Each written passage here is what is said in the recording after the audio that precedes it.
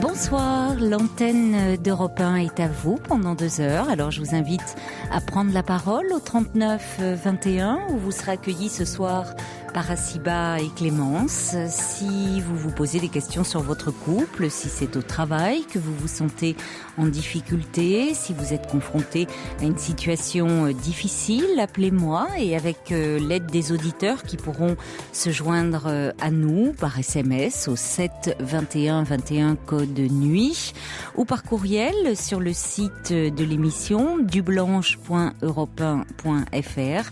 Eh bien, nous essaierons de prendre du recul pour analyser votre situation et vous permettre, je l'espère, d'avancer. C'est Fabrice Fougerousse qui réalise cette émission ce soir. 39 21, je vous attends. Europe 1, Caroline Dublanche. Et des nouvelles pour commencer cette émission, des nouvelles d'Ambroisine qui nous avait appelé vendredi et qui devait se faire opérer, qui doit se faire opérer lundi prochain d'une tumeur au cerveau. Ambroisine était seule, désemparée. Son compagnon médecin venait de la quitter. Elle était seule pour se rendre à cette intervention. Il y a eu tout un élan de solidarité qui s'est créé autour d'elle et elle nous envoie un petit courriel pour dire: je voulais juste remercier toute l'équipe d'Europe 1 et tous les auditeurs qui ont laissé leurs coordonnées ou qui ont pris contact avec moi après mon passage à l'antenne. Je suis très touchée de cette solidarité. 2 dames vont venir me voir à l'hôpital. Monsieur prendra de mes nouvelles après mon opération.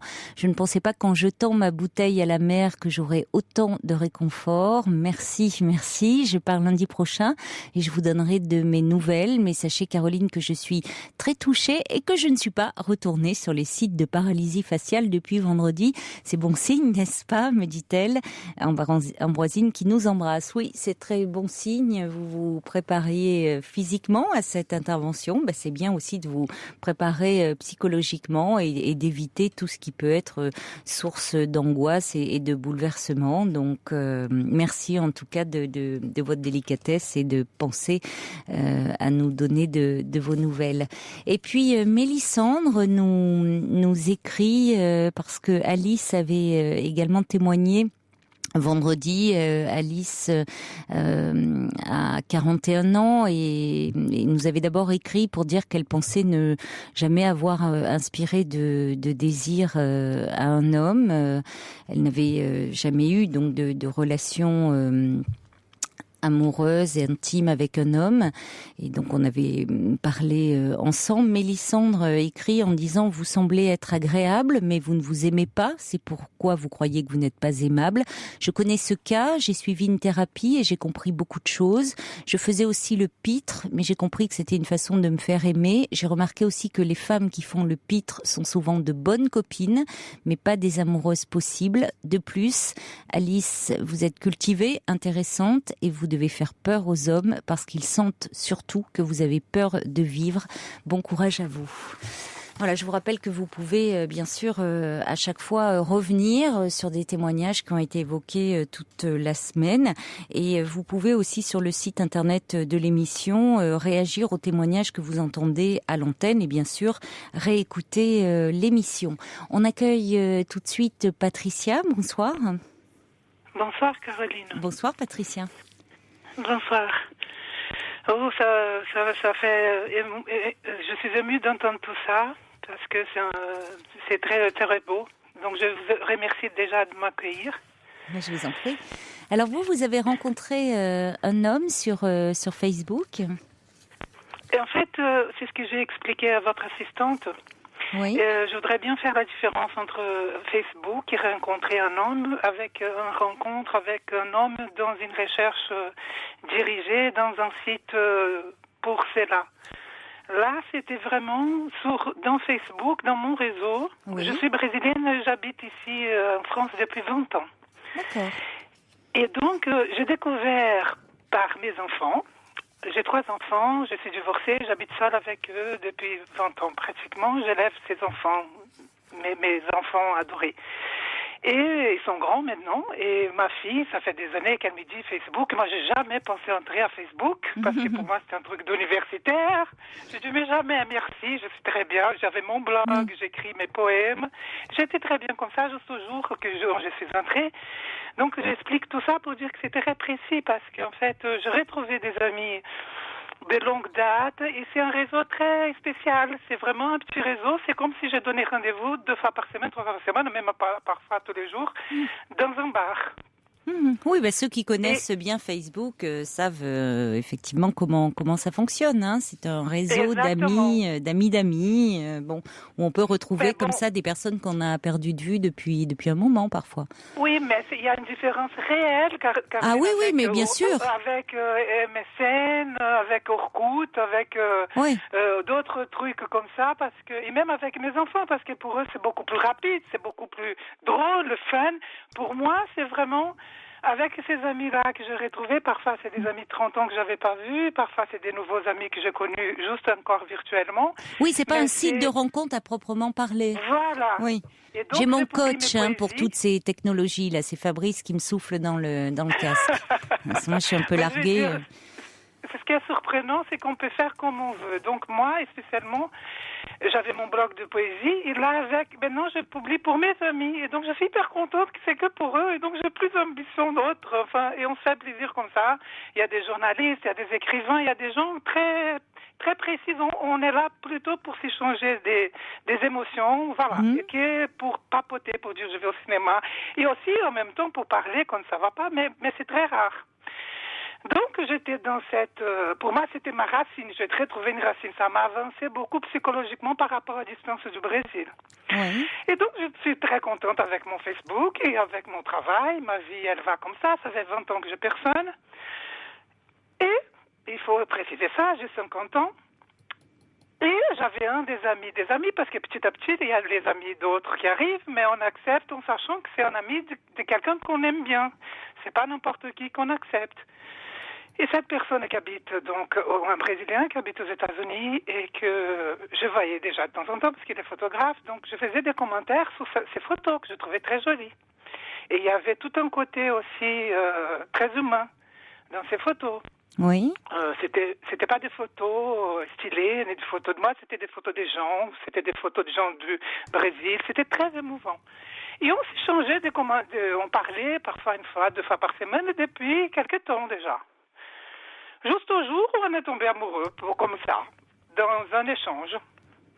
Enfin, pas tombé amoureux, mais on a fait c'est intéressant. Et l'échange a commencé plus fréquent. Mm-hmm. Et c'était toujours, Caroline, dans un souci de parler que des choses, des sentiments et comme ça. On parlait jamais d'autres personnes, on était vraiment dans une démarche de séduction, mais par les paroles, comme j'adore écrire, pour moi, ça me révèle encore plus les gens qui écrivent. Pour moi, quand je lis les choses des personnes, même sur Facebook, c'est comme je voyais les gens plus transparents. Et donc, le fait qu'il écrive, pour moi, c'était...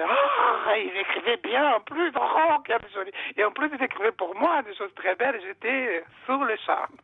Et ça a duré 2 mois et demi. Mm-hmm. Et on a passé d'après à Skype, et avec les caméras, on commençait à se voir, et avec les décalages horaires aux États-Unis ici, c'était fréquent, et c'était vraiment... Elle m'a présenté sa fille. Moi, pour la première fois, j'ai eu le courage, parce que ça s'est passé... Vous me dites si je parle très, très vite, hein, excusez-moi. Non, mais c'est parfait, hein, on vous comprend très bien. Bon. Oui. Et donc, c'était tellement naturel pour moi. L'amour, il a inondé ma maison. Et mes enfants se réveillaient à 7 heures du matin pour aller travailler. Moi, j'étais sur l'ordinateur parce qu'il y avait des décalages horaires.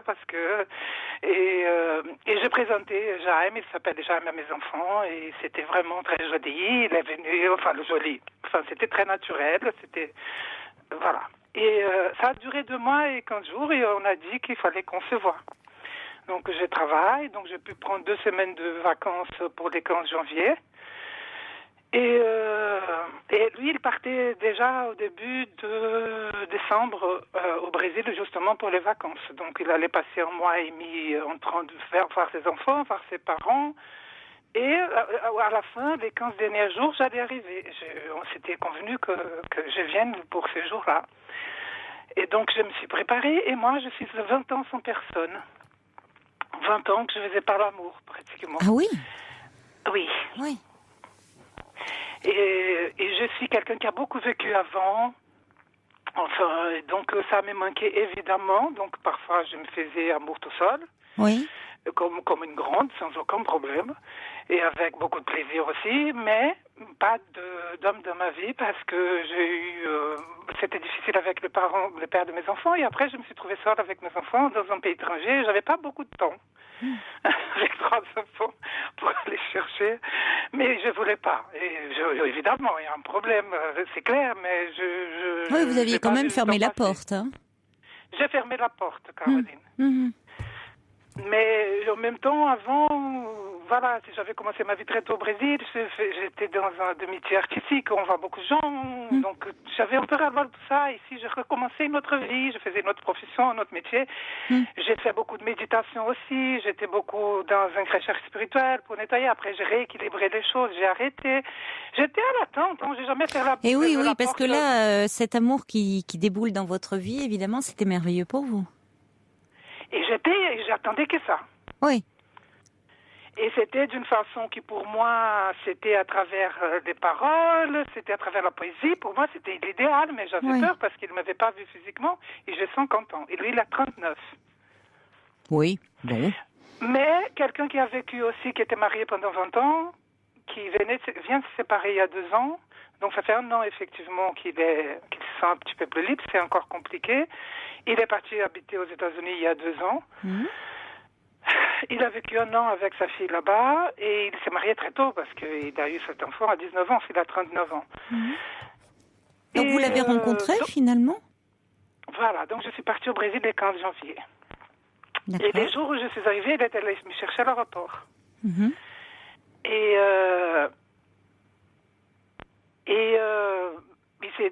j'ai senti que... pour moi, il pouvait être vert, jaune, violet, il pouvait être gros. Pour moi, c'était pas important vraiment, parce que je les connaissais profondément. Je savais déjà comment il était physiquement, évidemment, parce qu'on se voyait. Mais je savais que ça allait, que j'avais même plus peur pour moi, que j'avais plus peur de son opinion sur moi que mon opinion sur lui. Parce que j'étais aussi jolie quand j'étais jeune, il connaissait mes photos quand j'étais jeune. Et je sentais qu'il faisait très obsession sur moi quand j'étais jeune. Au réveillon à Rio, il fallait que je Mais vous voulez dire que vous avez senti une déception chez lui Un petit peu. Et je suis pas très moche, mais je ne suis plus les photos qu'il voyait, quoi. Mais j'étais bien habillée, j'étais bien... j'avais maigri parce que j'avais grossi pendant ces 20 ans et pendant 2 mois depuis que je suis amoureuse de lui, je mange plus. Donc j'étais bien, à peu près. Oui, c'est le meilleur des régimes, ça. Ouais. C'est le meilleur. Oui. Mais vous aviez mis des photos récentes quand même de vous. Vous n'aviez pas mis bien que sûr, des photos. Oui, bien sûr. Oui. Surtout, j'ai mis une fois qu'on s'est disputé parce qu'il est venu, il était là et donc j'avais une tête et lui trouvait la photo merveilleuse. Mais j'étais très triste sur la photo, mais c'était des photos qu'on fait avec la caméra web et qu'on publie tout de suite, quoi. Bien sûr, mais il était peut-être aussi un peu, c'est pas évident quand on s'est beaucoup parlé, comme ça, beaucoup séduit, et puis tout d'un coup qu'elle a rencontré elle, il était peut-être un peu intimidé, tout simplement, non? Ah, évidemment, et c'est pour ça, Caroline, que je vous écoute depuis toujours et que je dis hier, j'ai craqué parce que bon, je vais finir l'histoire parce que il faut que allez-y, je comprenne un peu ce qui se passe. Alors, continuons. Donc, moi, j'ai pas eu non plus, c'est pas un homme qui physiquement... Moi, j'ai jamais eu un type d'homme. Je pense qu'il y a des énergies qui se passent et que ça se passe ou pas. Mon mari, j'ai jamais été le type. C'était quelqu'un que j'aimais, le père de mes enfants. C'était pas mon type. Et lui, il est plus petit. Il a ma taille. On avait déjà parlé de ça, mais c'est vrai que c'est pas quelqu'un qui est beau. Et moi, j'ai pas eu. Je pense que j'étais même pas. Bon, il vous plaisait comme en je tout vous cas. avais dit. Voilà. Donc on est parti en voiture directement sur la plage. C'était un projet de rêve. Si Dieu est brésilien, il m'a fait un truc. J'étais, pour une personne qui n'a pas d'amour pendant tout ce temps, c'était vraiment génial. L'aéroport directement à une plage, on avait loué une maison. Oui. Il avait demandé pour moi entre-temps, on avait choisi ensemble. Moi, j'ai amené les draps, j'ai amené des trucs. C'était une petite maison pour nous. On avait appelé cette maison la Maison Bleue, mais bon, elle était rose à l'extérieur et bleu. C'était tout très, très romantique, le projet, tout ce qu'on a dit avant. Et en arrivant là-bas, ça a continué après. Quand on est arrivé à la plage, moi, j'ai senti cette chose. Je suis très sensible, je suis hyper sensible. Et peut-être que j'avais trop peur. Ma peur, c'est quand vous avez parlé de peur tout à l'heure sur la personne qui vous avez citée tout à l'heure. C'est un peu ça. Bon, voilà, 15 jours se sont passés. On a vécu des moments merveilleux. Mais on n'a pas fait l'amour comme des amants qui se retrouvent dans des endroits comme ça, parce que peut-être moi j'avais pas ma libido comme elle était. Moi j'avais envie de quelque chose qui continue progressivement. Moi j'étais complètement ouverte à ça. Moi il m'attirait, mais ça s'est pas passé comme Il n'y avait pas une entente aussi. Il n'y avait pas une entente sexuelle aussi bonne que vous l'espériez finalement. Non. Ni pour lui, ni pour moi. Mais on n'arrêtait pas de s'embrasser tout le temps. Embrasser, mais pas faire l'amour tout le temps. Mais on était de main dans la main, on marchait main dans la main. Oui, c'était tendre, mais c'était pas très sexuel. Mais c'était très sensuel et très touché et très physique. Mais comme ça. Donc pour moi, c'était normal un peu que ça soit comme ça, parce que sauf si on est des êtres humains exceptionnels, avec une attente comme ça. Quand tu as juste 10 jours pour passer à côté, la chose se passe évidemment, mais je pense qu'il y a beaucoup, c'est ça que je voudrais comprendre, peut-être je suis en train de ne pas vouloir voir ce qui s'est passé exactement. Mais parce que s'est-il passé ? Attendez, avant de faire l'analyse, que s'est-il passé ? Parce que qu'on sache, voilà. D'accord. Que s'est-il passé peut-être ? On a passé ces 2 semaines. Et on est allé à toutes les plages, il m'a amené dans toutes les plages, il m'a appelé, verbalement c'était très, très beau aussi, c'était mon amour, c'était je t'aime, c'était est-ce que tu es content parce que je t'ai fait ça, il me faisait à manger tous les jours, il a fait un menu par jour, on allait dans les chutes d'eau, on allait dans les plages, les petites plages, on a fait tout ce qu'on avait dit qu'on avait fait, on dormait ensemble embrassés, mais sexuellement de moins en moins. Mais moi j'ai senti qu'il lui il avait quelque chose aussi.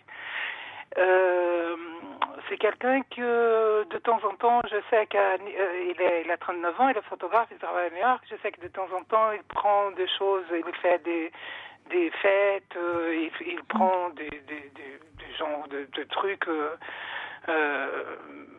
pour fêter, il dit que c'est pour son anxiété. Et qu'il a pris ça et que ça va mieux après. Mais bon, c'est quand même quelqu'un qui prend des choses au moins à un intervalle de temps de 10 jours. Et au bout de ces 15 jours, alors, finalement, où vous en êtes là aujourd'hui ? Donc, on s'est séparés et au retour, il a dit, pour moi, tu es tout pour moi, sauf sexuellement. Et moi, je me marie avec toi, mais moi, j'ai envie, c'est de me marier avec toi. Mais moi, je voulais pas me marier, j'avais dit depuis le début. Moi, je trouvais ça très bien l'idée d'aller le voir là-bas et qu'il vienne ici, au moins pour le moment. Même si j'étais convaincue que je voulais lui et que je vais changer ma vie.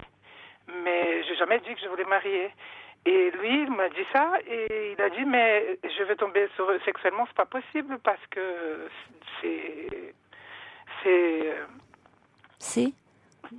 je vais tomber sur quelqu'un et que je vais aller sexuellement, c'est pas possible au mariage. Oui, mais alors je comprends pas. Mais alors il vous dit, je vais me marier. Il vous fait une proposition en mariage, une demande en mariage. Oui. Oui. Mais en disant qu'on allait avoir ce genre de problème. Mais moi, j'ai répondu que je ne voulais pas. Oui, ben vous avez très bien fait. Et je trouvais bizarre qu'il fasse des raisonnements tout seul. Ça, c'était au chemin de retour. On est arrivé à São Paulo, on a passé encore 2 jours ensemble chez un ami.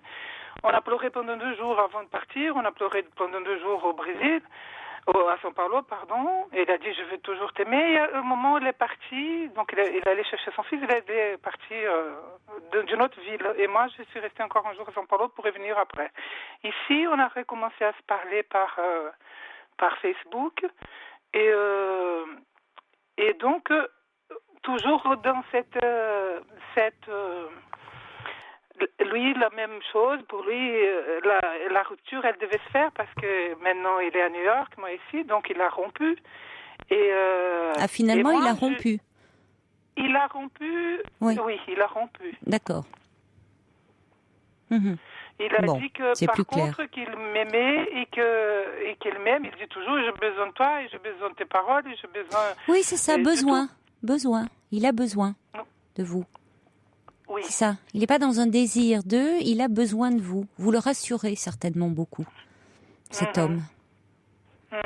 Il a besoin de vous lui avez apporté une certaine sécurité, de la tendresse, c'est ce qu'il recherchait avant tout, semble-t-il. Cet homme que vous décrivez comme très anxieux. Donc il cherchait une présence apaisante.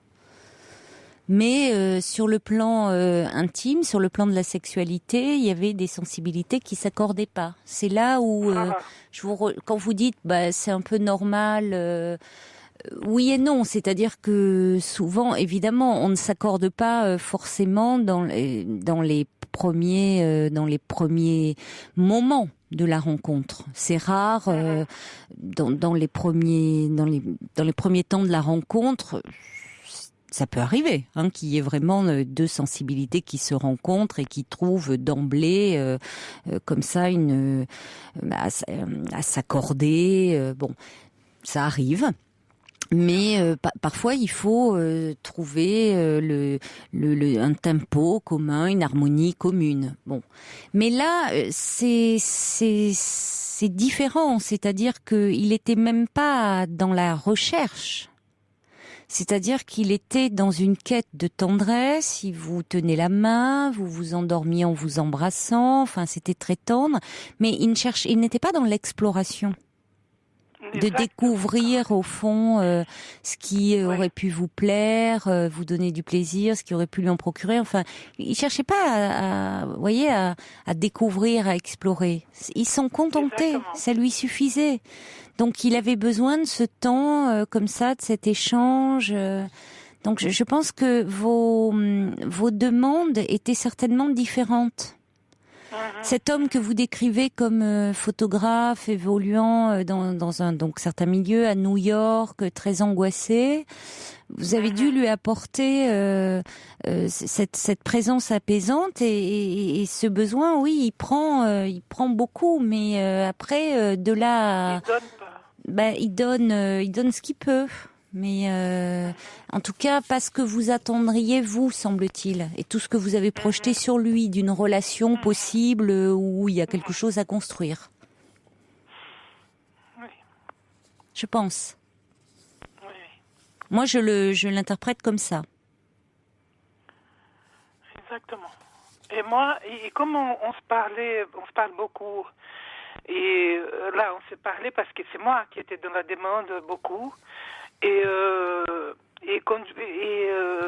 il m'expliquait, il parlait de mon amour, et c'est que ça, mais tu es mon amour, mais ici, c'est à travers la parole. Et moi, j'ai vu qu'il fallait, hier, j'ai pris une décision, c'était de l'enlever de ma liste de Facebook, parce que il a mon email, il a mon numéro de téléphone, on s'envoie des mails tout le temps, mais en fait, j'ai compris aujourd'hui, pas hier, Et c'est pour ça que je vous ai appelé aussi, que j'ai fait ça pour me protéger, parce que j'allais devenir folle, j'étais en train de m'empoisonner, parce que j'étais en train de regarder sa page, je voyais des copines, et je commençais à délirer, je commençais à entrer dans un truc que je ne suis jamais entrée tous ces temps.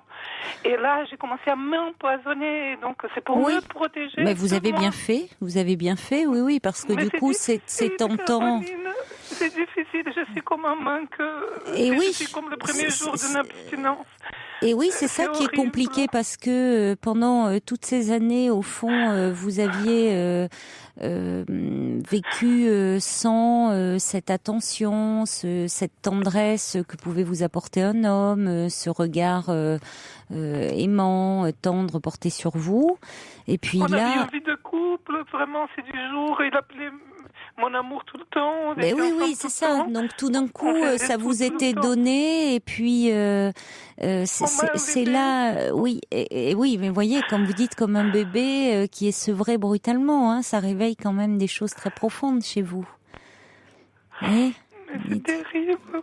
Mais ça veut dire que vous étiez finalement, vous êtes très très solide en apparence. C'est tout, Caroline. Je suis amoureuse. Mais ça veut dire une chose, Patricia, c'est que au fond, il y a de la place aujourd'hui. Vos enfants sont grands, vous les avez élevés. Il y a de la place pour de l'amour dans votre vie. Et mais je crois pas que cet homme-là vraiment puisse vous l'apporter, parce que lui-même semble assez fragile. Il confond un peu tout. Oui. Il lui avait besoin, a plus besoin qu'on l'aime. J'ai l'impression que d'être en mesure de donner de l'amour. Peut-être même s'il a préparé quelque chose de formidable, qu'il m'a accueilli formidablement. Comment ? Peut-être, vous avez raison, mais même s'il a préparé les choses pour m'accueillir d'une façon très amoureuse. Oui, mais regardez, il confond tout. Enfin, à un moment, il vous parle mariage, puis après, il dit oui, mais sans sexe, j'irai chercher le sexe ailleurs. Enfin, c'est quoi ça ? Il veut plus quelque chose d'une relation un peu maternelle. Vous voyez, une stabilité, une sécurité, puis le sexe, il aura avec d'autres femmes, et puis bon, finalement, ils rompt, et puis voilà. Et vous avez raison de vous protéger et d'enlever sa page de Facebook et de pas y retourner, parce que si c'est pour le voir aller et focaliser sur lui, avec qui il est, comment, il faut enlever ça, que ça ne tombe pas à l'obsession maintenant, et comprendre que bon, ça éveille en vous des fragilités, parce que évidemment, là, il vous a été donné de l'attention, de la tendresse, de l'amour, je disais, et puis brutalement, ça s'arrête. Mais c'est plutôt, ça veut dire qu'il y a de la place pour vous, pour de l'amour, et vous trouverez certainement, il n'y a pas de raison que vous ne rencontriez pas un compagnon attentionné, tendre, aimant, mais aussi certainement plus équilibré. Tout à fait. Je pense, hein. C'est ce qui compte. Bien sûr. Voilà. Oui. Bon. Ça n'enlève rien à ces 15 jours que vous avez passés, mais il sait pas bien ce qu'il veut, ce garçon. Hein. Oui. Donc, ne vous remettez pas, vous, trop en question dans cette histoire. C'est ça que je voulais savoir. Si c'était... Moi, il me coupabilise. D'une certaine façon, il me culpabilise un peu, parce qu'il dit que c'est moi qui n'ai pas eu de désir pour lui. Non, oui, mais ça c'est facile. C'est facile. Ça. La première. C'est pas parce que son désir lui est absent pour d'autres raisons qu'il, voyez, de vous rendre responsable de ça. C'est comme ça. Écoutez, il y a des sensibilités qui s'accordent, d'autres pas. Il n'y a pas à chercher parce que lui était mal à l'aise par rapport à ça. Il n'a pas à vous rendre responsable. Vous ne le rendez pas responsable, donc non, ça c'est son problème à lui, il s'est senti mal à l'aise et donc il veut vous culpabiliser par rapport à ça. Écoutez, ça arrive et il n'y a pas à chercher un coupable, un responsable dans cette histoire. Et s'il voulait vraiment l'amour, avec le temps, ces choses viennent. Et j'ai jamais été complètement enfermée, au contraire, on a fait l'amour. Et Oui. j'étais prête à lui donner les plaisirs qu'il voulait. C'est pas ça. Mais je pense même que j'étais plus que lui. Mais C'est lui certainement. qui était Non, mais lui était plus dans coincé. une demande de tendresse. C'est lui. Je pense que vous étiez davantage prête. Et ça n'a rien à voir avec votre âge. Mais Hein. son discours, il dit l'envers. Oui, il dit mais l'inverse. Il dit, parce c'est qu'il moi ne sait que je n'ai pas joué la carte du sexe, qu'il fallait que je joue la carte du sexe. Patricia, parce que lui mais parce que quand on est mal à l'aise, parfois on a tendance à retourner le problème sur l'autre. Maintenant, dites-vous bien pour conclure que ça n'a rien à voir non plus avec votre âge, parce que vous m'avez dit oui, j'ai 50 ans, et il en avait 39. Vous savez que il y a des femmes de 50 ans plaisent beaucoup à des hommes plus jeunes, hein. Ils sont même souvent très recherchés parce que justement, elles les rassurent. Mais c'est pas parce qu'elles les rassurent qu'il n'y a pas de sexe entre eux. Bien sûr. Hein, bien sûr. donc simplement, lui, semblait très anxieux et était plus en quête de quelque chose de tendre que de quelque chose de sexuel. Voilà, c'est tout. Voilà. Prenez soin de vous en tout cas. Au revoir. Je vous remercie énormément. Merci Je vous en prie. infiniment pour vos conseils, pour votre écoute, pour votre programme. Ça m'a fait beaucoup du bien, ça nous fait beaucoup du bien. Merci beaucoup, Caroline. En tout cas, Nelly envoie un petit courriel pour dire que vous dégagez une belle énergie, donc ne la perdez pas, hein, surtout. Oh, c'est gentil. Merci beaucoup. Au revoir Donc, Patricia. je ne le reprends pas sur Facebook. Hein. Ah non, je ne crois pas. Non, ne vous faites pas de mal, comme vous dites, c'est pour vous protéger que vous l'avez fait. Hein, c'est pas contre lui, c'est pour vous. Voilà. Au revoir Patricia. Okay. Merci beaucoup, Caroline. Au revoir.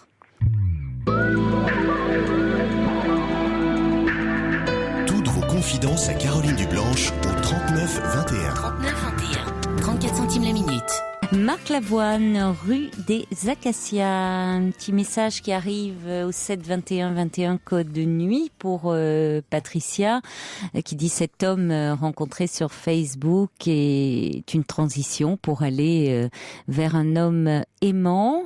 Et puis Sergio qui dit ça confirme mes a priori et mes réticences concernant Facebook et Internet, privilégier la vraie vie, pas la virtuelle, Patricia. Nathalie, elle nous envoie un petit courriel pour dire courage, les démons de l'esprit nous font suivre à la trace sur Facebook et autres supports les personnes qui nous font mal. Avec le temps, ces visites s'estomperont. Et puis, qu'est-ce que j'avais encore Élise qui dit Facebook, MSN, etc. Tous ces sites de rencontres virtuelles. D'abord, ne seraient-ils pas des miroirs aux alouettes? Il y a un thème comme ça, on a mis sur le site de l'émission, hein, dublanche.europe1.fr, sur les rencontres par Internet. Est-ce que c'est un miroir aux alouettes ou est-ce qu'on peut faire de bonnes rencontres? Vous pouvez réagir là-dessus.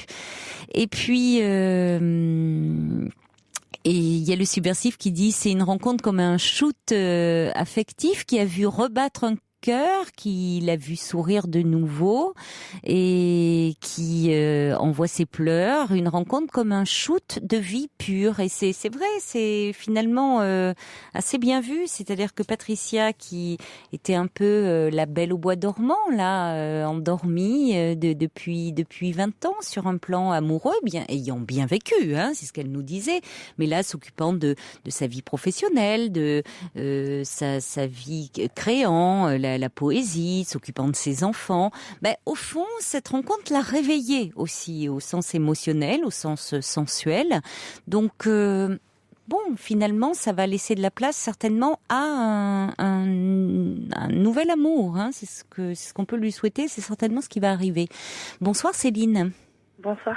Bonsoir. Alors, vous avez 28 ans et vous êtes maman d'une petite fille de 4 ans. Tout à fait. Et vous êtes séparée de son papa il y a 6 mois. Donc vous étiez mariée, On vivait en concubinage. D'accord. Depuis 10 ans. Depuis 10 ans. Oui, donc vous êtes connue jeune, hein. Oui, très jeune. Mm-hmm. Donc ça s'est assez mal terminé. Oui. Et vous venez de rencontrer quelqu'un, hein, de formidable, voilà. dites-vous. Voilà. Oui. Tout à fait. Mais ça me fait peur en fait.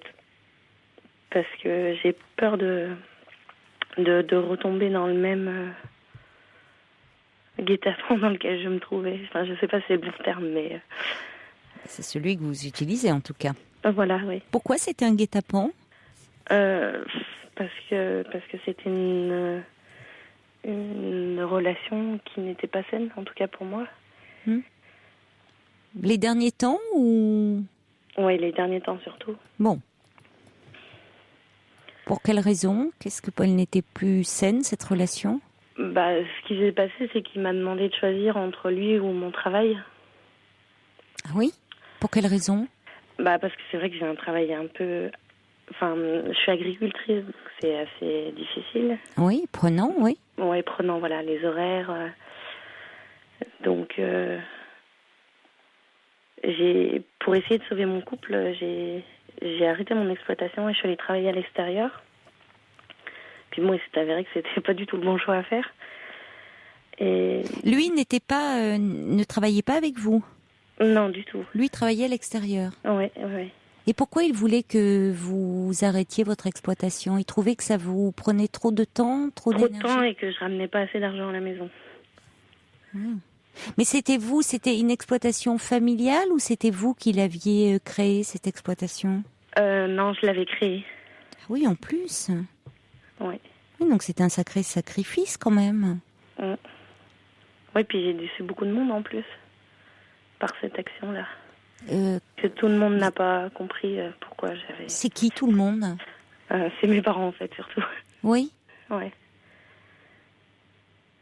parce qu'ils vous soutenaient beaucoup dans ce projet. Enfin, dans ce projet, dans ce que vous aviez mis en place. Oui, oui, oui. Oui, ils s'étaient même investis dans... Oui, financièrement aussi. Surtout affectivement, parce que eux aussi faisaient le même métier, donc... D'accord. Ouais.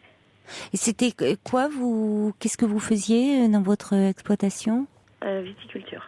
Ah oui. Dans une région en plus où c'est la crise, quoi. Oui. Et alors aujourd'hui, vous avez laissé tomber, vous travaillez dans un autre domaine? En fait, j'ai travaillé pendant 6 mois à l'extérieur. Et pendant ce temps-là, mon père s'est occupé de mes vignes. D'accord.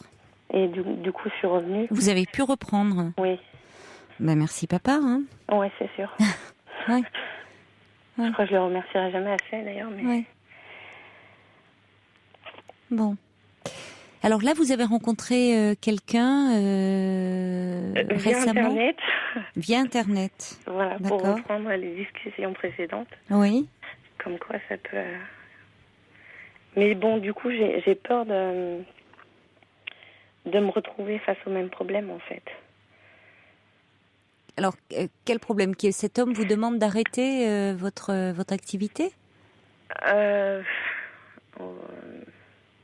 Ouais, en sorte, c'est ça. Déjà, vous ne referiez pas, je pense, Non, là, les mêmes erreurs. Oui. Oui. C'est compliqué, en fait. J'ai un peu de mal à m'exprimer sur le sujet, mais... Vous l'avez rencontré déjà, donc vous vous êtes déjà rencontrés. Vous ne dialoguez pas seulement sur Internet. Ah non, on s'est déjà rencontrés. Il est il est pas du tout dans ce domaine-là, lui. Non, du tout. Du tout. Donc il sait ce que vous faites. Ah oui. Est-ce que ça suppose comme contrainte? J'ai essayé de lui expliquer ce week-end. Il a l'air d'avoir compris, mais je suis pas sûre qu'il se rende vraiment compte. Non, ça certainement. C'est pas s'il ne connaît pas, c'est pas en un week-end que l'on peut se rendre compte. C'est vraiment dans un quotidien. Oui, c'est sûr. Lui, il a des horaires. Quel genre d'horaire? Il a un travail qui fait, des horaires de bureau, des horaires. Oui, des horaires de bureau. Ah oui, donc ça n'a rien à voir, hein. Non, rien. Mais est-ce qu'il aime la terre? Est-ce qu'il aime le vin? Est-ce qu'il aime les vignes? Est-ce qu'il aime... C'est ça? Il aime la terre, ça c'est sûr. Oui. Après, les vignes, il ne connaît pas parce que ça fait pas du tout partie de sa région natale. Est-ce qu'il aime le vin? Bah, il a bien apprécié. Hum. Je lui ai fait goûter, il a aimé, donc c'est bien, déjà. Ah, Georges me dit, combien d'hectares de vignes avez-vous? J'en ai 3. C'est Ouais. pas énorme, mais Ouais. parce que je suis en agriculture biologique. D'accord, oui. Ah ouais, oui, mais après, tout dépend si vous Après, avez ça fait 3 beaucoup de hectares. travail. Si vous avez, oui, puis après, ça dépend, vous savez, si vous avez un... Tout dépend, si vous avez un grand cru, 3 hectares, c'est déjà pas mal. Hein. Non, mais c'est pas un grand truc. Ça le deviendra peut-être, Céline. Bah, peut-être, qui sait. Mais bon, donc déjà, il a apprécié le produit de votre labeur. Voilà, C'est la première fois que vous vous rencontriez ce week-end? oui. Ah oui, c'est tout récent, hein. Oui, mais il en demande beaucoup, en fait. C'est-à-dire? Bah, il veut que j'aille chez lui le week-end prochain. Et puis, j'ai une formation qui se passe pas loin de chez lui et il veut que je retourne que j'aille dormir chez lui lundi et mardi. Oui. Et vous ne vous sentez pas prête? Bah, en fait, si, j'ai très envie de le faire, mais j'ai peur de la suite. Mais la suite, qu'est-ce que vous entendez par suite? Bah, dans le temps que je retombe dans la même histoire. Mais pourquoi ça serait la même? Je ne sais rien. On retombe pas dans les mêmes histoires, je comprends pas. Vous semblez très marqué. Vous avez du mal à... Quelle histoire? Dans quelle histoire? Eh ben, de me retrouver encore avec... qu'on me mette devant le fait accompli une autre fois et que... Non mais attendez là, Céline, de toute façon, rien n'est fait avec cet homme. D'abord, c'est pas parce que vous avez une relation amoureuse ou sexuelle avec lui que vous êtes engagé avec lui. Oui. Voyez, peut-être que vous allez trop vite là. Ouais. Mais c'est lui qui veut... Ben c'est lui, mais oui, mais alors attention, Céline. Et vous? Bah moi ça me fait envie, mais ça me fait peur en fait, c'est ça. Non mais Céline, justement, c'est là le problème. Attention de ne pas vous laisser faire... Il faut que vous fassiez entendre votre point de vue parce que vous me parlez de l'histoire avec votre ex où, oui, c'est lui qui a voulu que vous arrêtiez votre exploitation, vous l'avez arrêté. Et là, c'est lui qui veut que le nouveau, vous alliez chez lui, c'est lui qui veut, semble-t-il, aller vite et tout. Bon, peut-être, ok, lui il veut, mais vous, qu'est-ce que vous voulez ? Ouais. Peut-être que vous avez du mal à vous affirmer dans la relation, Céline. Alors effectivement, si vous avez du mal à vous affirmer dans une relation, vous risquez de retomber dans les mêmes travers. Ouais. C'est-à-dire que ça soit l'autre qui décide à votre place. Et du coup, de pas être très heureuse. Parce que là, vous voyez, ça fait plusieurs fois que je vous demande et vous me dites oui, mais c'est lui qui veut. Mais attendez, cet homme, vous l'avez rencontré par Internet.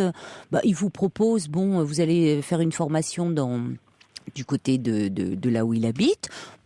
Il a envie de vous voir, il a envie de vous tout court, il vous propose de passer 2 nuits chez lui et très bien. Si ça vous fait plaisir, vous y allez. Maintenant, si ça vous sentez pas prête, vous n'y allez pas. Si c'est pas parce que vous passez 2 nuits avec lui que vous êtes engagé avec lui, hein. Vous allez un peu vite parce que ça fait que 6 mois que vous êtes séparés de votre compagnon. On voit que vous êtes encore très marqué par cette relation, ce qui est normal. Vous avez passé 10 ans ensemble. C'est entre 18 et 28 ans, donc j'imagine que vous n'avez pas connu beaucoup d'hommes avant. Non, pas beaucoup. Bon, donc c'est normal que ce premier amour, cette première relation vous marque, mais de là à voyez, tout de suite anticiper l'histoire à venir, retomber dans cette histoire en vous disant tant mieux, c'est peut-être avec lui que vous allez vous réinstaller, mais peut-être pas. Ouais. C'est vous qui avez fait la démarche d'aller sur Internet, donc vous aviez tout de suite envie de rencontrer quelqu'un. Pas tout de suite en fait, parce que je l'ai fait il y a pas très longtemps. Ça fait 1 mois à peu près que je me suis inscrite. Bon. C'était surtout pour voir du monde parce que du fait de... Je rencontre personne en fait. Et oui, forcément. Dans les vignes. Et oui, bien sûr. Oui. Donc, oui. Il a le même âge que vous, cet homme? Il a 2 ans de plus. Oui. Il a des enfants, lui? Non. Il n'a pas d'enfants. D'accord. Il a vécu en couple? Ouais. Enfin, oui. apparemment, ça n'a jamais duré longtemps. Ça n'a jamais duré longtemps. Mm-hmm. N'allez pas trop vite, Céline. Prenez le temps de passer des moments. Justement, vous venez de vous rencontrer. C'est le premier week-end que vous avez passé ensemble. Ça s'est bien passé? Super bien, oui. Oui? Bon. Il vous plaît? Oui. Bon, écoutez, c'est formidable. Maintenant, l'avenir est ouvert, mais ne vous précipitez pas. Oui.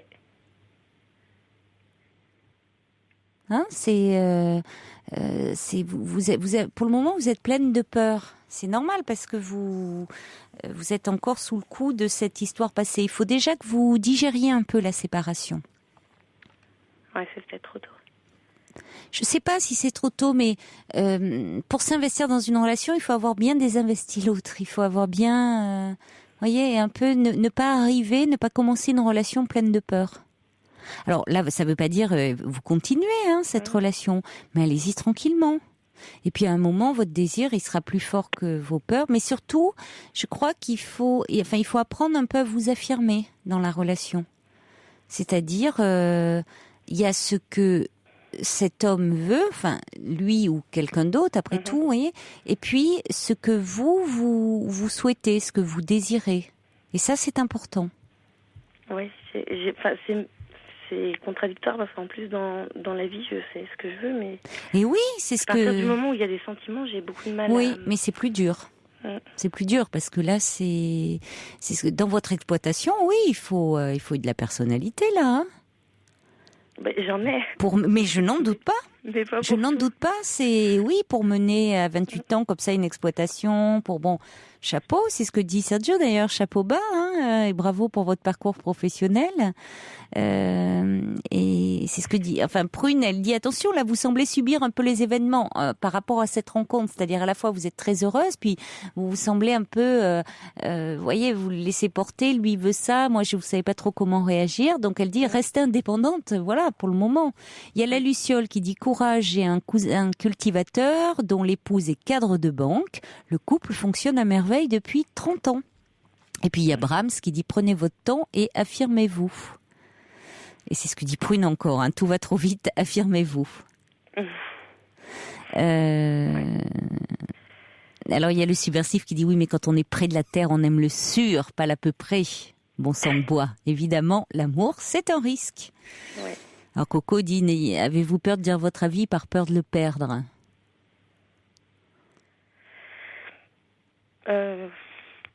Je sais pas.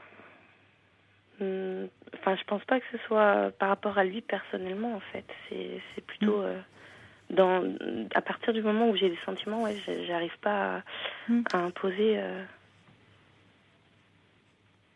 mes décisions.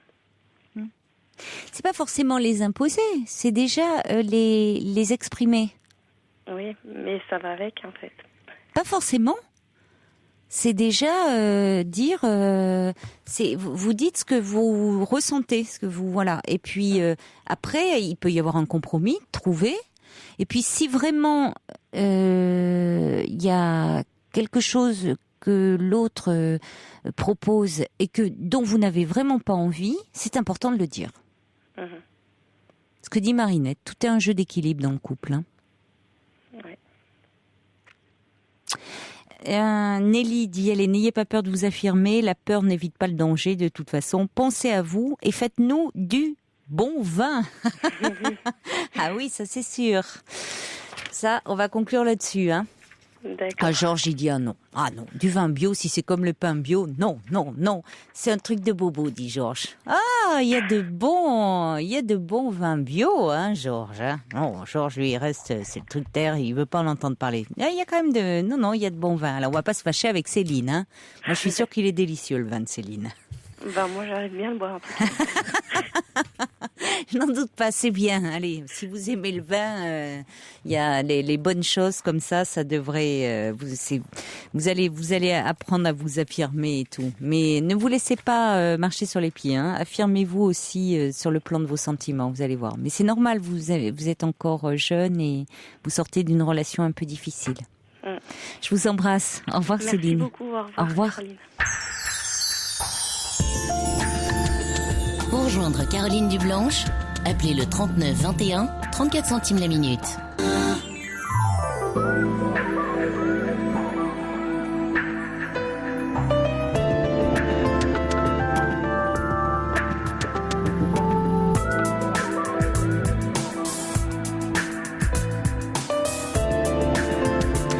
La nuit continue sur Europe 1 avec tous vos témoignages au 39 21 et toutes vos réactions par courriel sur le site de l'émission dublanche.europe1.fr. Alors JC nous écrit au sujet de Céline, cette jeune femme viticultrice est touchante, elle a de la personnalité à revendre, mais ce n'est pas parce qu'elle a été piétinée par un homme qui lui a demandé de renoncer pour lui à ce qu'elle a créé et l'a ensuite négligé qu'elle doit reproduire ce vilain scénario. Au contraire, l'homme qui s'intéresse à elle doit la mériter et la respecter. Des SMS également au 7 21 21 code de nuit pour Céline. Flora dit in vino veritas, laissez mûrir cet amour naissant, il n'en sera que meilleur, sinon il risque de tourner au vinaigre. Et puis des messages que vous adressez entre vous. Annie qui dit heureuse d'entendre Prune, toujours fidèle. Sergio qui dit je vois que notre cher papy Georges est en grande forme, il bougonne et ronchonne, c'est bon signe. Quelqu'un qui me dit à ceux qui critiquent Internet, dites-moi un peu comment briser une chape de solitude et espérer faire des rencontres potentielles quand on est sans travail, isolé, triste, voire désemparé au point d'en avoir perdu le goût de vivre. Car finalement, pour qui et pourquoi, mieux vaut le virtuel que le vide, et c'est signé une homo désespérée. Mais c'est vrai qu'Internet peut permettre d'être relié aux autres et de faire des rencontres, surtout que effectivement quand on est homosexuel, c'est pas toujours facile de se lancer comme ça, d'aller à la rencontre des autres, c'est plus compliqué, il n'y a pas toujours des lieux de rencontre, on peut avoir très peur de se faire rejeter. Donc bien sûr qu'Internet peut être un bon moyen de parler, déjà d'échanger avec d'autres, de se sentir moins seul et de faire des rencontres amicales et amoureuses. Mélissandre, elle revenait sur le témoignage de Patricia en début d'émission qui avait rencontré un homme via Facebook. Mélissandre dit bonsoir à toute notre petite famille de la nuit.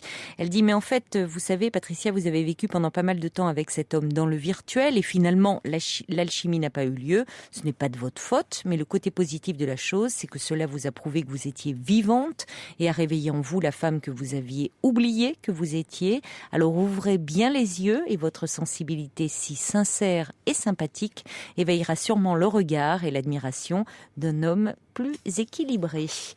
Bonsoir Yazid. Bonsoir. Bonsoir. Alors Yazid, vous avez 23 ans. Oui. Vous êtes un fidèle auditeur de l'émission et vous nous appelez, vous êtes en Algérie. Oui. Je salue tous les auditeurs qui nous écoutent en Algérie, ils sont nombreux à écouter. Oui, il y en a beaucoup. Et je suis paniqué maintenant, c'est ça là. Comment ? Je suis un peu... C'est la première fois que je parle à une radio. Ah oui, il faut faire un vœu alors. Oui, parce que j'ai jamais parlé à une radio, donc c'est la première. Oui, mais vous avez... n'importe quelle radio dans le monde. Vous avez c'est bien d'avoir choisi Europe 1 alors, Yazid. Oui, je vous écoute pratiquement tous les jours. Oui, on écoute beaucoup Europe 1 en Algérie. Alors, vous avez une bonne raison de le faire parce que vous êtes en plein chagrin d'amour. Donc, je disais, vous avez 23 ans. Ça fait 2 mois que vous êtes séparé d'une jeune fille avec qui vous êtes resté un an. Oui, voilà, oui. Et vous ne comprenez pas bien parce que elle a eu un comportement un peu particulier. Je vous laisse. Elle a appris qu'elle a un cancer du sein. Oui, voilà, vaguement, oui. Donc, voilà, comme vous l'avez dit, on avait une relation qui a duré 1 année. Oui. 1 année, elle était une relation pleine, vraiment, c'est intense. Oui. Et on a beaucoup avancé, c'est-à-dire, sur tous les plans, on avait vraiment une relation, voilà, unique. Et il y a 2 mois, comme j'ai dit à votre assistante, voilà, elle a appris qu'elle a une maladie, cette maladie-là. Oui. Elle a quel âge Elle a 20 ans. Oh là là, oui. Oui, et voilà, donc elle a appris qu'elle a cette maladie et elle s'est renfermée. Elle a développé un comportement hostile envers tous les gens.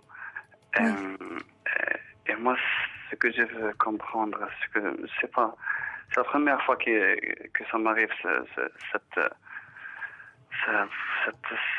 ce genre de choses, parce que je ne sais pas comment moi me comporter envers elle, parce que surtout comment me comporter en face à des gens voilà, malades avec une maladie aussi grave. Donc moi, ce que je veux comprendre, pourquoi moi, dans mon esprit, moi, dans ma tête, une relation, c'est pour le meilleur et pour le pire, voilà. Oui. Ça fait un peu cliché, mais moi, j'y crois. Non, oui. Mais donc, elle me dit qu'elle veut pas me faire souffrir avec sa maladie. Et moi, j'y crois pas à ce genre de choses, voilà. Si j'étais... C'est vrai que si j'étais, moi j'ai pas ce genre, cette maladie. Peut-être je parle comme ça, je suis à l'aise, mais. Oui. C'est pour ça qu'elle a voulu rompre avec vous. Non. Elle n'a pas rompu. Voilà, elle n'a pas rompu. On n'a pas rompu officiellement. On s'aime toujours. Ça, mais elle s'est éloignée. Oui. Voilà. Elle souffre beaucoup. Voilà, ça fait beaucoup. Elle me dit qu'elle pleure toute seule. Oui, voilà. Mais moi, je veux l'aider, voilà. Oui. Je veux l'aider, je veux être avec elle. Parce que moi, je souffre plus qu'elle, je pense que... Non, je pense pas que vous puissiez dire que vous souffrez plus qu'elle, parce qu'elle, vous souffrez, bien sûr, Yazid, parce que vous êtes très démunis et vous ne comprenez pas, comme vous dites, voilà. son comportement, tout d'un coup, qu'elle vous rejette, qu'elle devienne hostile. Oui. Mais elle a peur de vous faire souffrir, c'est-à-dire que elle-même, elle souffre beaucoup, a très peur, certainement a très peur de l'avenir. On peut penser qu'elle a très peur de mourir. Oui. Mais... Et elle est tellement angoissée que, si vous voulez, elle doit avoir tellement peur au fond de la séparation et de la séparation ultime, qu'est la mort si elle a peur de mourir, que c'est comme si elle anticipait qu'elle prenait les devants. Alors maintenant, elle est soignée. Oui, voilà, j'allais dire. Le problème, c'est que sa maladie, elle n'est pas au stade final. Non, mais bien sûr, heureusement, voilà. Ça a été diagnostiqué assez tôt, assez précocement.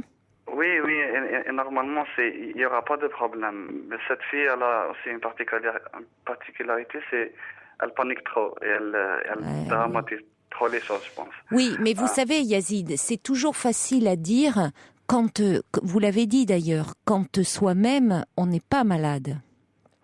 Oui, quand on n'a pas un tel diagnostic sur la tête. Et il y a beaucoup de cancers, heureusement, aujourd'hui, que l'on guérit. dont on guérit. Et c'est vrai que ça dépend beaucoup et des cancers du sein dont on guérit et bien d'autres cancers parce que la médecine a beaucoup progressé. Mais quand vous dites elle panique trop, vous savez encore aujourd'hui quand on parle de cancer, on l'associe beaucoup, qu'on le veuille ou non, à l'idée de mort malheureusement. Alors après, en parlant avec les médecins, on prend de la distance par rapport à ça et on sait qu'on peut en guérir. Mais la première réaction, et surtout pour j'allais dire une jeune femme, mais j'ai envie de dire quel que soit l'âge, ça lui est tombé dessus. Oui. Ça lui est tombé dessus, je crois pas. Vous voyez, vous pouvez pas dire elle dramatise. Alors en plus, si c'est un tempérament anxieux, mais qui ne serait pas anxieux ? Oui, c'est vrai. Non, mais parce que pourquoi je vous ai dit qu'elle dramatise, parce que selon les analyses qu'elle a faites et les résultats, apparemment elle peut dépasser cette maladie. Elle peut guérir. D'accord. Bon. Voilà, c'est tant mieux. Donc moi c'est bien que vous soyez très très comment dire vous êtes très optimiste vous. Oui, je suis très optimiste, bon. Bien sûr. Et est-ce que parce que son comportement vraiment, je me souviens, mes parents me dit elle me dit j'ai fait une nouvelle coupe et peut-être elle va être ma dernière. Vous voyez le genre de oui. Vraiment c'est pas comment réagir parce que et les dernières fois c'est nos discussions quand on se parle on finit toujours par une dispute. Voilà, on finit toujours par une dispute. Moi je veux l'aider, voilà, mais moi ma question, c'est-à-dire aujourd'hui qu'est-ce que je veux savoir, comment se comporter. Est-ce que je m'éloigne puisqu'elle veut que je m'éloigne, ou je vais vers elle, je sais pas. Moi, je crois qu'elle a créé une carapace, un genre de carapace. Voilà, pour se protéger. Mais protéger de quoi? Je comprends pas. Parce qu'elle a peur. Elle se protège, elle crée une carapace quand on se sent très fragile, quand on sait que tout peut nous atteindre. Et elle a peur, en fait, elle a peur de mourir, elle a peur de... donc elle vous dit éloigne-toi, mais au fond, je suis sûre qu'au fond d'elle-même, elle a terriblement besoin en ce moment de témoignages d'affection, d'amour et de soutien et de réconfort. Donc elle a aussi, et c'est là où c'est compliqué pour vous, besoin d'exprimer ses peurs. Donc, c'est-à-dire quand elle a fait une nouvelle coupe, ça c'est très bien, c'est-à-dire que ça montre aussi toute son ambivalence, c'est-à-dire qu'elle est partagée, elle est tiraillée, elle fait une nouvelle coupe de cheveux, elle a envie de plaire, donc là, la rassurer, de vous dire que vous la trouvez très belle, quand elle vous dit c'est la dernière, dire mais bien sûr que non, tu auras plein d'autres occasions comme ça, d'essayer plein de nouvelles coupes, mais elle a besoin de dire à un moment des choses comme ça. Évidemment que pour vous c'est difficile à entendre parce que c'est angoissant. Mais je crois qu'il faut pas à chaque fois, c'est-à-dire que vous, c'est là où c'est compliqué pour vous, la rassurer, mais entendre qu'elle a besoin aussi de dire ça. Oui, je vais vous lire les réactions des auditeurs, puisque vous connaissez l'émission Yazid, donc vous savez que ceux et celles qui nous écoutent peuvent réagir. Donc je vais vous lire peut-être aussi des réactions. Qui dit, il y a Prune qui dit, elle est anéantie par cette nouvelle. Soyez compréhensif, Yazid, épaulez-la. Il y a Marinette qui dit, son comportement hostile lui permet de se protéger du regard des autres et de ne pas attiser la pitié. Allez vers elle, accompagnez, montrez-lui que vous voulez être à ses côtés pour affronter la maladie et la vaincre. Le subversif dit, l'idée de mourir met en face d'un abîme devant le gouffre. Certains se tiennent aux autres, se raccrochent aux autres. D'autres font le vide autour d'eux pour mieux se cramponner à eux-mêmes. C'est vrai qu'il y a plusieurs réactions. hein. Il y a certains qui se raccrochent beaucoup aux autres, il y a d'autres qui font le vide. Bon, mais souvent ils en sont malheureux. Il y a Bambi qui dit le cancer du sein, en plus, ça touche à la féminité. Elle a peut-être peur, au-delà de sa peur de mourir, de ne plus séduire. Oui. Bon. Oui, c'est normal. Il y a Anita qui dit elle souffre et elle ressent cela comme une injustice. Elle a peut-être peur de briser votre vie par son engagement. Elle a besoin de vous, mais autrement en ce moment. C'est-à-dire de beaucoup de tendresse, de beaucoup d'attention. Donc il y a Prune qui dit il est vraiment important que vous compreniez son angoisse pour la réconforter. Il y a Cendrillon qui dit le meilleur moyen, ça serait d'être à son écoute sans porter de jugement ni trop la contredire. Alors il y a Coco qui dit elle peut aussi avoir peur de changer physiquement selon les traitements et de se montrer à vous différemment. Si elle a par exemple de la chimiothérapie, Oui. elle va en avoir ? Je ne sais pas. Vous savez pas. Voilà, Il est possible qu'elle, je vois pas, elle va forcément avoir de la chimiothérapie, à mon avis. Bon, il y a Annie qui dit surtout dites-lui que vous êtes là, que vous l'aimez, que vous voulez l'aider. Il faut être le plus doux possible et ne pas trop raisonner. Il y a Patty qui dit elle se sent certainement très mal, désorientée, très angoissée, peut-être en colère contre le monde entier. Il faut essayer d'être très à l'écoute et patient. Oui. Il y a Ava aussi qui dit elle peut aussi craindre de devenir insupportable à vos yeux au cours de la maladie et d'être quittée et anticiper cette blessure. C'est-à-dire, et ça c'est très juste aussi ce que dit Ava, c'est-à-dire qu'elle a peut-être peur qu'à un moment vous vous détourniez d'elle. Soit, comme le disent certains auditeurs, parce que les traitements qu'elle va avoir vont lui faire perdre ses cheveux, ou vont faire qu'elle va perdre du poids, ou qu'elle va se sentir, elle, moins jolie, et que de fait, physiquement, son apparence va un peu changer. Et puis son humeur peut changer parce qu'elle va être angoissée, parce qu'elle peut être plus irritée, plus agressive. Et donc, elle peut avoir très peur que vous la quittiez. Et vous savez, parfois, quand on a très peur d'être quitté, on prend les devants. On quitte avant d'être quitté. Oui. Donc je crois que en fait, son amour pour vous, dans le fond, n'a pas changé, Yazid. Mais il y a cette maladie qui, pour le moment, est entre vous deux, avec tout son cortège d'angoisse. Et ça c'est une épreuve. Pour elle, évidemment, mais aussi pour votre relation. Oui. Oui. Moi, j'espère que... Mais vous savez... Non. Oui. Oui, non, vas-y. Il y a Nelly qui envoie un petit courriel pour dire votre amour lui est certainement précieux. Elle cherche aussi à vous protéger. Donc c'est aussi... Je crois que vous avez dit on est ensemble pour le meilleur et pour le pire. On sent à quel point vous aimez cette jeune femme et à quel point vous êtes malheureux au fond, vous aussi.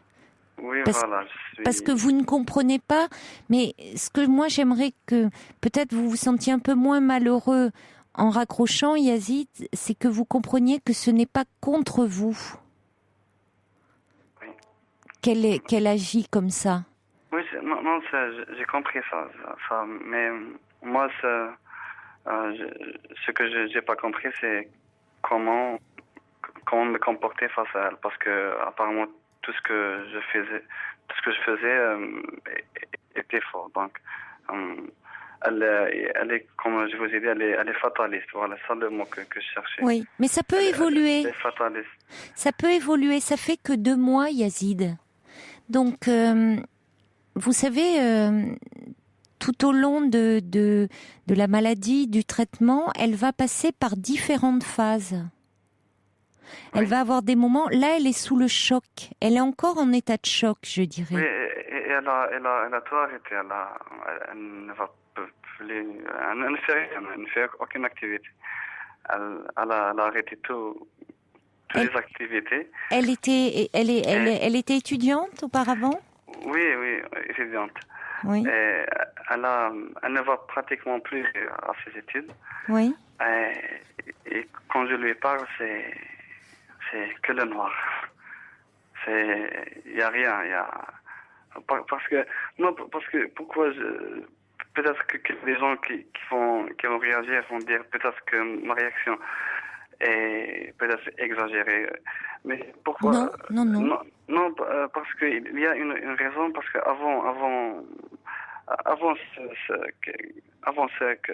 que ça arrive,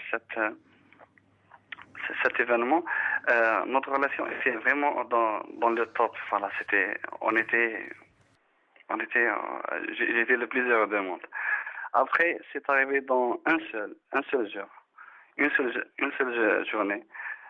Elle s'est transformée, donc voilà, donc moi j'ai eu un choc qui est arrivé, voilà, d'un seul coup.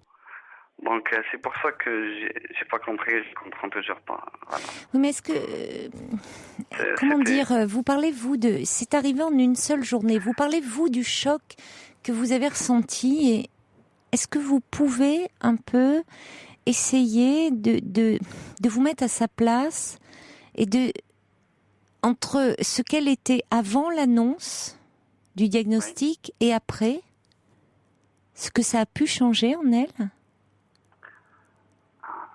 Oui. Oui, non, je comprends, moi. Elle peut pas vous rassurer. Voyez, Yazid, vous voudriez, évidemment, vous me parlez de votre relation d'avant le diagnostic, qui était merveilleuse, formidable. Et donc, vous dites, aujourd'hui, elle est dure, vous avez l'impression de ne plus avoir la même personne en face de vous. Oui, mais voilà. Yazid, vous pouvez pas actuellement demander à cette jeune femme de vous rassurer. Elle est elle-même trop angoissée. D'accord. C'est plutôt à vous de la rassurer. Moi, ce que j'essaye de vous dire, c'est que dans le fond, ses sentiments pour vous n'ont pas changé. Qu'il faut être patient. Donc la solution, c'est que c'est moi qui va envers elle, c'est ça. Mais oui, c'est ça. Parce que en tout cas, c'est ce que je fais moi. Je vais toujours envers elle, mais voilà. Même si elle vous repousse, même s'il y a des moments où elle est dure, il va falloir encaisser. Oui, alors je reçois un mail de Xavier. Qui est gynécologue obstétricien, pardon. C'est dommage, il n'a pas laissé son téléphone. Il dit: cette jeune fille de 20 ans a peut-être un simple adénome, car le cancer du sein à 20 ans est très très rare. Il faudrait être sûr du diagnostic. On a bien parlé de cancer. Oui. Ouais. Bon, très très rare, mais ça peut exister. Alors Florence dit: Florence, j'ai un cancer du sein, je comprends bien l'amie de Yazid, elle a besoin d'aide. Quand j'ai appris que j'avais un cancer, j'ai cru que j'allais mourir. Si j'avais vécu avec un homme, je serais partie. J'ai aussi, dans ma peur panique, acheté 4 perruques. Maintenant, j'ai des cheveux très longs. Je suis en forme. Toutes mes amitiés à Yazid, dit Florence. Merci. Non, mais j'aimerais vraiment bien dépasser ce cauchemar, parce que... Oui, mais ça veut dire qu'il va falloir que vous preniez, vous, de la distance. Comme dit Annie, il faut lui montrer vos sentiments et presque être courageux pour deux. C'est-à-dire que... c'est-à-dire être là, mais vous pouvez pas... c'est à vous de la rassurer. Elle peut pas le faire actuellement. Elle va pas être rassurante pour vous, Yazid. Oui, mais c'est pas ses sentiments qui ont changé. C'est que pour le moment, elle va pas être très gratifiante pour vous, parce que elle va être absorbée par elle, et c'est normal. Quand on est confronté comme ça à une maladie et qu'il y a une angoisse de mort terrible, même si ça ne veut pas dire du tout, comme vous le dites, qu'elle va mourir, mais on n'empêche pas l'angoisse de la mort, c'est autre chose. Oui. Elle a peur. Vous voyez, elle fait une coupe de cheveux, elle dit c'est peut-être la dernière. Il y a cette angoisse. Bon. Et ça, on n'y peut rien, si ce n'est la laisser en parler. Peut-être que ça serait bien qu'elle soit soutenue aussi psychologiquement, pour que ça n'envahisse pas trop votre relation à vous. Mais vous allez, par moment, ça va pas être gratifiant pour vous. Vous allez en prendre un peu plein la figure. Mais si vous tenez à elle, il va falloir l'aider à traverser cette épreuve, parce que c'est une épreuve. Et pour votre relation aussi. D'accord. C'est ce que je vais faire en tout cas. J'ai pas le choix. C'est dur parce que vous êtes bien jeunes l'un et l'autre pour vivre ça. Mais bon. Oui, on n'a pas le choix. Non, non. Euh, Bon courage, Yazid. oui, je vous remercie.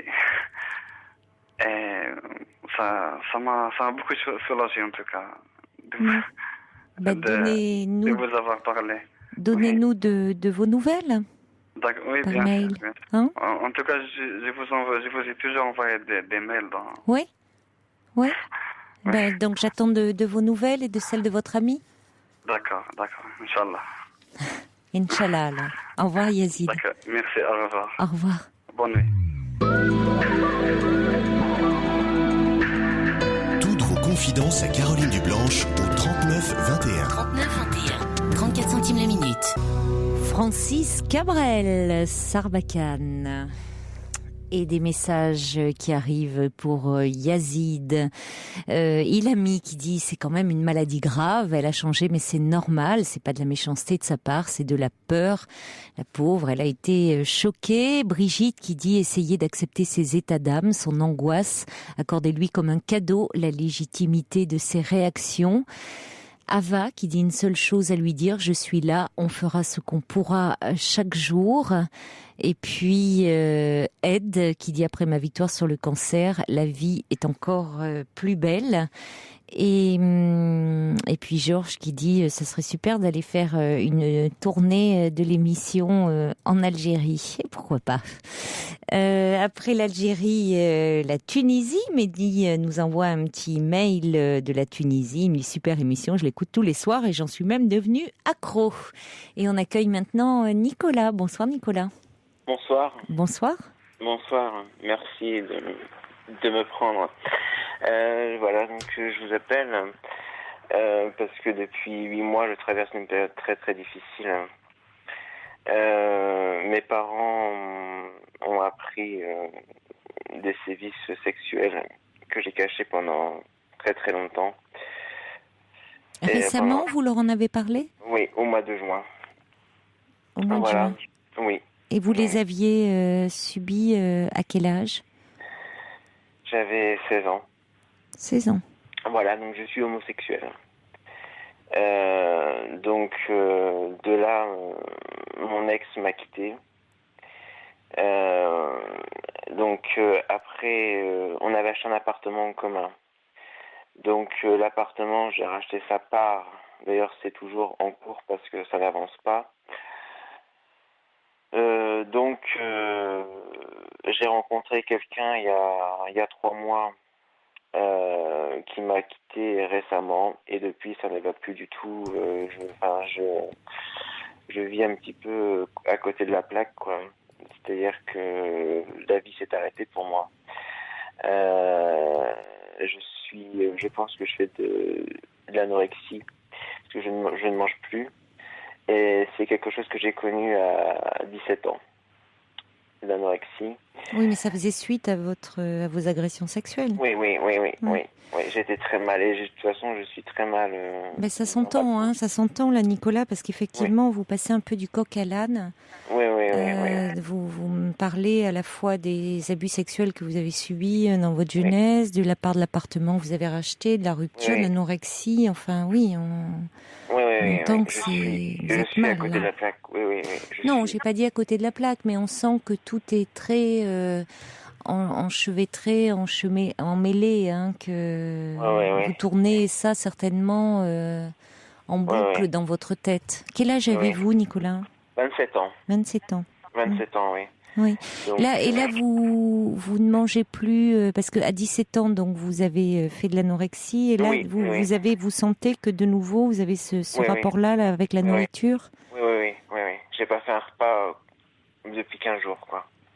Suite à la rupture, là. Voilà, depuis que mon ex m'a quitté. Vous n'arrivez pas à manger. Non, du tout. Et vous ne vous faites pas vomir. Non. D'accord. Mais parce que 15 jours vous vous nourrissez quand même, qu'est-ce que vous prenez un peu Je mange, je suis pâtissier, donc j'arrive à grignoter un petit peu au travail. Vous êtes pâtissier, d'accord. Oui. Donc vous mangez un peu de vos gâteaux, un peu de sucreries, ça passe le sucré. Ouais, ça passe. Ouais. D'accord. Donc, ouais. Et puis moi, c'est vrai que je dors très très très peu, quoi. Donc. Et vous arrivez quand même à aller au travail? Oui, pour l'instant, oui. Je tiens au travail, oui. Oui, parce que vous avez des horaires, j'imagine. Oui, je commence à 4h30, ouais. Et là, vous ne dormez pas encore? Non. Oui, vous n'allez pas tenir, Non, Nicolas, sais, si vous continuez comme ça. Il Faudrait déjà aller voir votre... Vous avez un médecin généraliste? Oui, j'ai un médecin et j'ai été suivi par une psy jusqu'au mois de décembre. Ça allait mieux. Ouais, ça allait mieux avec Une psychiatre, psychologue Une psychologue. Psychologue, Ça allait mieux avec la dernière relation. Parce que c'est vrai que malheureusement, jusqu'au mois de juin, niveau sexuellement, j'étais pas du tout épanouie, quoi. Parce que c'était quelque chose que j'ai caché en moi et j'ai jamais pu exprimer quoi que ce soit. Et c'est vrai qu'avec la dernière personne, j'ai tout raconté et ça fait du bien, quoi, si vous voulez. Et c'est vrai que la psychologue m'avait dit, pour l'instant, on tire un trait à tout ça mais c'est vrai que depuis. Mais qu'est-ce qui fait que vous avez arrêté en décembre? Parce qu'avec la dernière personne, elle voyait que ça allait mieux, si vous voulez, et que ça servait plus à grand chose que j'aille la voir, quoi. Pour l'instant, entre Elle guillemets. vous avait dit ça? Oui. Donc voilà. Vous la voyez, elle vous suivait depuis combien de temps? Depuis le mois de juin. Voilà. C'est pas beaucoup. Oui. Oui. C'est vrai que ça fait très très peu, mais je refusais. C'est vrai que j'ai un caractère très très fort et comme j'ai jamais voulu en parler à personne de tout ça, c'est vrai que pour moi, d'aller voir quelqu'un, c'était me confier et ça c'était impossible, quoi. Donc c'est pour ça que j'ai décidé d'aller la voir que moi. C'est vrai que j'ai attendu très très très longtemps. Si j'avais été la voir à 20 ans, je pense que ma vie aurait changé, quoi. Mais bon, c'est comme ça. Vous êtes très jeune, Nicolas, vous avez 27 ans. Ah, donc il y a beaucoup de choses, vous voyez, votre vie, elle est à construire, Oui, à la construire, oui. Bien sûr, là vous avez un moment difficile parce que cette séparation réveille beaucoup de... déjà une séparation c'est difficile à vivre et puis ça réveille beaucoup de souffrance là chez vous. Mais non, ce qui serait déjà bien c'est que vous preniez quand même rendez-vous avec votre médecin généraliste. Oui. Avec lui même vous n'êtes pas obligé de lui parler de votre il est au courant. D'autant plus s'il est au courant, mais vous pouvez lui dire que vous venez de vivre une séparation, que vous n'êtes vraiment pas bien, vous lui parlez de ce problème-là un peu depuis 15 jours, vous n'arrivez pas à vous alimenter. Ça ne veut pas dire forcément que vous êtes dans de l'anorexie de nouveau, mais il se peut que... Si je peux vous dire, il y a des trucs... Pour vous, ça évoque... tout ce qui est gras, je sais que... vous mangez quand même vos gâteaux, les sucreries et tout ça, donc ça, c'est pas... disons que je grignote, Je peux vous dire, je grignote, quoi. Oui. Oui, Mais vous avez perdu du poids, là, en 15 jours, alors. Oui. Je suis passé de 73 à 67. Parce qu'il faut quand même faire attention surtout en travaillant, le fait comme ça de pas bien vous alimenter, de pas bien dormir, vous voyez, physiquement là vous allez être fatigué, donc il faut quand même voir avec votre médecin qui fasse un peu le poids là, quitte à ce qu'il vous donne un peu en attendant des choses même à boire, des choses que vous pouvez des boissons, il y a des choses qu'on donne aux personnes parfois hospitalisées, pas hospitalisées, des personnes en convalescence qui ont du mal à s'alimenter, on peut leur donner en boisson, des choses comme ça un peu avec pas mal de minéraux dedans, des choses. Enfin bon, il faut faire le point avec votre médecin. Oui. Et puis, ça serait bien que vous voyiez, je pense, parallèlement à ça, mais lui pourra vous donner les coordonnées d'un médecin psychiatre. Oui, oui, oui. Parce que si vraiment c'est, mais déjà vous verrez avec votre médecin généraliste, Oui, hein, mais Que- parce que bon, apparemment il a une bonne écoute puisque vous vous êtes confié à lui. Oui, oui, je me suis confié à lui. Bon, Ouais.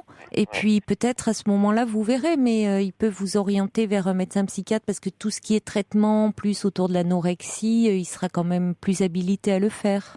Oui. Hein? Oui, parce que c'est quelque chose, c'est vrai que j'ai mis 2 ans à m'en sortir. Oui, donc il vaut Oui. mieux le prendre dès le départ, Nicolas. Voyez, il vaut mieux être aidé dès le départ, puisque là, Ouais. vous, de vous-même, vous sentez les prémices. Hein, donc c'est bien, vous repérez, de ne pas vous enfoncer dans quelque chose dont ça serait un petit peu plus compliqué après à Ouais. sortir. Sûr que, mais bon, c'est vrai que c'est une relation de 2 mois, enfin 3 mois. Mhm. Et surtout que bon, la personne m'a quitté. Bon, il a eu des sentiments pour son ex et quelque part, il me l'a fait un petit peu reprocher, quoi. Mm. Ça, pour moi, ça a été très très dur à avaler parce que moi, j'aime pas décevoir quelqu'un et ça a été très très dur à avaler. Ouais. Mm. Ça, c'est clair. Et puis bon, c'est vrai qu'on avait le même métier tous les deux, ce qui est très très rare. Mm. Donc voilà, c'est tout ça, quoi. Puis bon, il y a l'appartement, enfin, c'est vrai Oui. que depuis moi, je traverse. Mm. Je traverse une période très très difficile. Oui, oui. C'est pour ça que c'est important que vous puissiez en parler, que vous soyez soutenu. Ouais, et puis bon, c'est vrai que mes parents, je veux pas trop les inquiéter. Là, ils sont partis en vacances 1 mois. Donc, c'est vrai que... Mais Ouais. bon, c'est vrai que comme tout parent, on voit que ses enfants ne vont pas bien du tout, quoi. Donc... Bah, c'est pas... c'est bon, là, ils sont partis en vacances. Ils sont à l'étranger? Ils sont en France? Non, ils sont partis dans les Pyrénées au sport d'hiver. Ouais. Donc, Mais ils vont rentrer quand, là? ils sont partis 1 mois. Donc, voilà. Ouais, ils sont en retraite, donc... Ouais. Bah, cela dit, bien sûr qu'ils vont un peu s'inquiéter pour vous, mais en même temps, Nicolas, c'est aussi... les parents sont là pour aussi vous réconforter. Vous voyez, ils peuvent être là pour vous protéger un peu, pour vous réconforter. Donc, il faut pas hésiter à dire vous avez le droit de ne pas aller bien.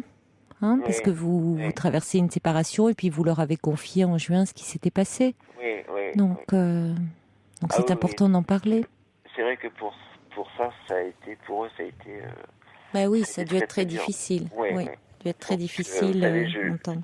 Je l'ai dit par téléphone, quoi. Ça a été horrible pour moi, quoi. Mais je crois que c'est important que vous, au-delà de l'avoir dit, de un peu le revenir travailler là-dessus. Parce que je trouve un peu court quand même, ce qui est juin, décembre là, par rapport. Oui. De toute façon, c'est peut-être, vous voyez, je suis pas étonnée non plus que cette séparation, même sur une relation de 2 mois, compte tenu de ce qui s'est passé, que vous vous sentiez mal, parce que c'est pas rien d'avoir vécu un viol. Non. C'est un traumatisme quand même majeur.